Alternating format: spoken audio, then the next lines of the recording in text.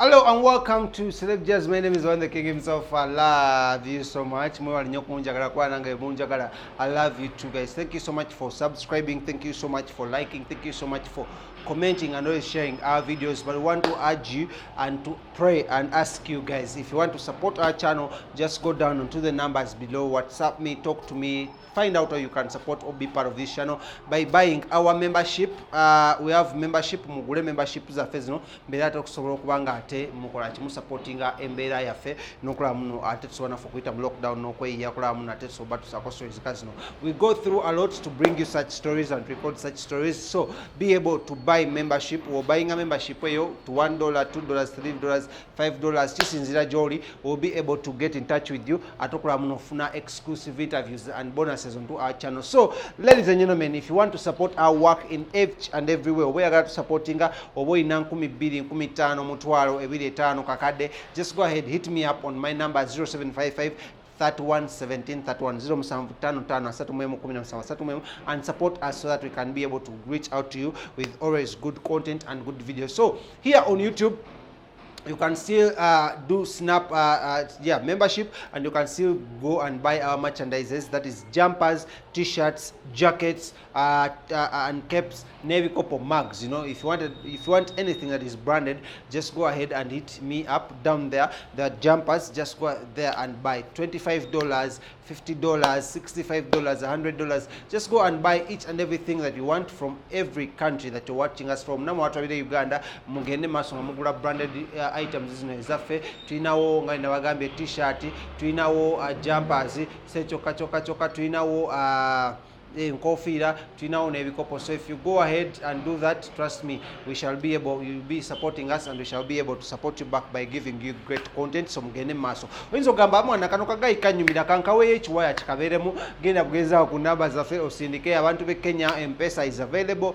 You can still transact oyagala kututransactingira through anything mobile money. We are ready to receive. Amanya erimu Sadiq ojja kuba olira bulunyo ate birengo oterako kyonna kyoteko tujja kuba naffe twesiimye okubanga ate tukola wamu naawe. Naye nga esimu nange nvuddeyo speed ya bulunyo katogere ku mawuli amala nga njagala okubanga maliza because bangamba akadde kantwala speed. Togere ku mbeera ya mwana mulenzi amanyiddwa nga Lily Puzzle no munnange oluvannyuma lw'okuvayo n'agenda eggulu naddala omundi ogwasooka, I think it was 2 weeks ago, we bagenda ne Superstars Association. Lily Puzzle munange yafunamu ebitali birungi mu lubuto lw'emunda, era n'abeera nga addusibwa mu kalwaliro akoli akumpi awo ne bagezaako mu empeke ne kigaana. Naye okukatinga the whole story short, Lily Puzzle yamaze okuba nga alongoosebwa, wabula embeera ye si birungi because sigamba Lily Puzzle yali yeeyoteza ate mmanyi abayimbi bagaba beeyoteza, yali yeeyoteza ng'alwanisa COVID. Kati byali yeeyoteza ne byalyanga ne byanywa, kumbe byongera mukosa amabwa ga mu lubuto, yalina ulcers. Ate kati jjukira nga talya bulungi, kati ng'emmere gyali ate kyagenda mu byenda okyera lolese ng'egenda bugenze eno mu lubuto wansi, ate nga si kirungi. Emmere erina okuyita mu byenda nebya digested. Kati muno waliwo ekyenda ekyali kyakola kikyakutuka nga kale nga kyajjako gap ebituli. Lily Puzzle no bamugize ne bagezaako tunga ebyenda bino, bakigenda mutwalira almost I think a lot of money okulaba munadde engulu. Wabula mukyalo yavudde n'akuba omulanga n'agamba bannange munyambe nnyo okuyita mu Betty Mpologoma, okuyita mu Abudumulasi, please help me tusobole okulaba muno tukola kituyamba omuyimbi w'eggwanga amanyiddwa nga Lily Puzzle. First of all yakuba akayimba ke mwayagala ennyo akamanyiddwa nga genda ogula emmotoka ne mutuyamba n'agigula n'afuna n'okunfuna n'anteeka ewaka. So mutuyambe tusobole okulaba nga nkola kinga mwami wange mujja mu ddwaliro. Wabula Changawaga wa Mindi twabadde tuli awo twagenze okulaba omukulu amanyiddwa nga General Salim Saleh ng'atumiza ambulance y'amagye era ne bamukwata ne bamutwala mu ddwaliro Ebbombo. Wabula mu ddwaliro Ebbombo gye bakoledde okujjanjabibwa kuno oba gye twandise operation mu ddwaliro ly'amagye, wabula bwe bamaze okukola operation eno ekyazzeeko alina okuba ng'abeerawo ng'era yeerabirira n'okulabirira famire ye. Wabula famire ye getwagambye muno engeri music industry gye bagiggala, famire ye badde erya ku ssente Lily Puzzle zakola kizaalese. So mugende maaso nga mumudduukira. Omukyala amanyiddwa nga Kathe, abalina enamba ya Abudumulasi namwe mumudduukire,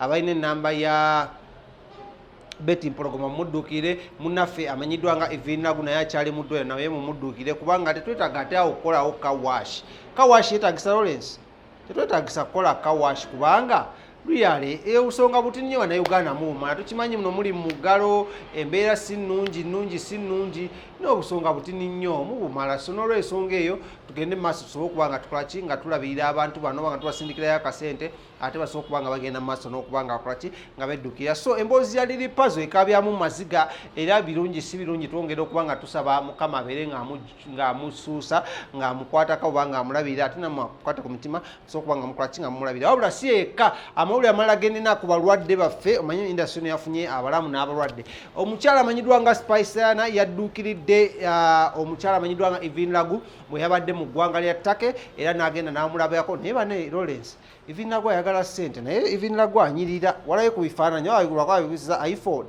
kyesimanyi naye Ivin Lagu oyagala ssente emitwalo 3 ejja $, naye okunyirira kwoliko oba lwakuba amalwaliro geeyo nti babalabirira bulungi naye kambuze Lawrence Precious Remy ogenda ne Spice Diana ettake ye yabadde agenze kukolayo ki atali muyimbi Lawrence ozabiri batugamba mu lockdown ole yaggwa bwe bagenda bonna abasatu Spice Diana Momo 19 ne Remy oza si bituufu Lawrence ngo abingamba wagamba bakola ki mpozi abyogere manager Roger akuwulire wagamba bakola ki wanjise mu Lawrence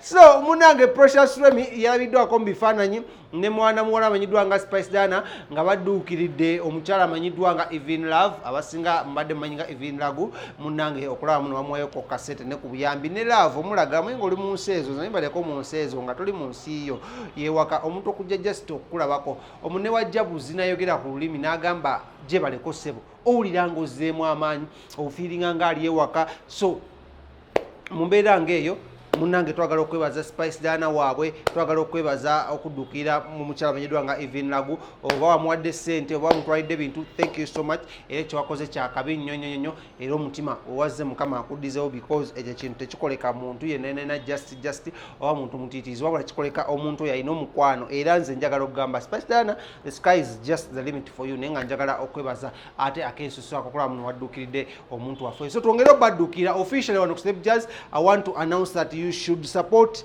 omukulu amanyiddwa nga Lily Puzzle.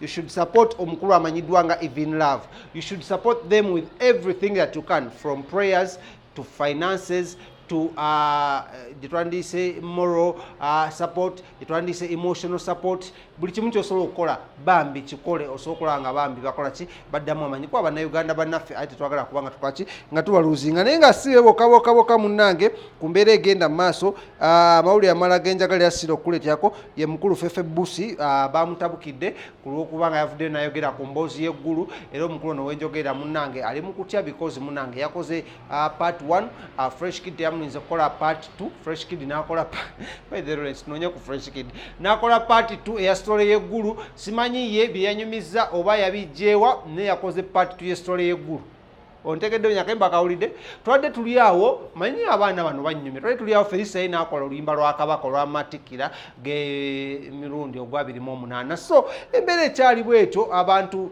ebintu babizanyiramu naye nga Palaso ne mukulu amanyiddwa nga Chameleon bavuddeyo ne bayogera ku nsonga za Fefe Busi okuba oluyimba but I think Fefe Busi yali mutuufu yali just disappointed by what he saw and what he went through okuba nga agenze eggulu manye eggulu omusinga bagendeyo ng'omanyi gyavayo n'obukadde bw'ensimbi nga bujjuza ennyumba namba maybe osanga ye teyazifuna so that's why maybe ali bw'atyo that's why embeera muiseto so for that reason tugeze okuba nga ate tukola ki tugezaako okulaba nga turespectinga abantu bano abakola ebintu bino eba abayimba so Fefe Busi means oluyimba lwanyumidde kati saazi wenjogerera luli ku number 4 trending ku YouTube osobola okugenda kwaluyita Gulu Fefe Busi Gulu n'olaba oba osobola okugenda nowansi n'olaba video gye twamukozeeko interview emanyiddwa nga Fefe Busi abutodde ebyama by'eggulu osobola okuba nga okola ki ng'obiraba ngenda okunyumya lwaki yayimbye akayimba nga kano amanya nze King Smith all I want to ask you my people all I want to ask you my fans thank you so much for supporting us through all time akulala no wanetuuse ebadde gabadde manyi ga mitwalo nkaga mwe 1200 sont something that is easy that we take for granted thank you so much keep subscribing keep sharing these videos and keep giving us more views and supporting us in any way that you can if you want to support this this channel, just go down here and send in anything on that number 0755 31 17 31, and we'll be glad to receive it, and we shall give you shoutouts on the channel. Oba ina kalango nako kalete tujja kuba nako tukakusabulira ate nga tukakolera bulungi nnyo osobola kubanga ate reachinga a big mass of people. Thank you so much. Ndi nkola ne Lawrence ate nga nze King Smith. Catch you next time. Bye bye.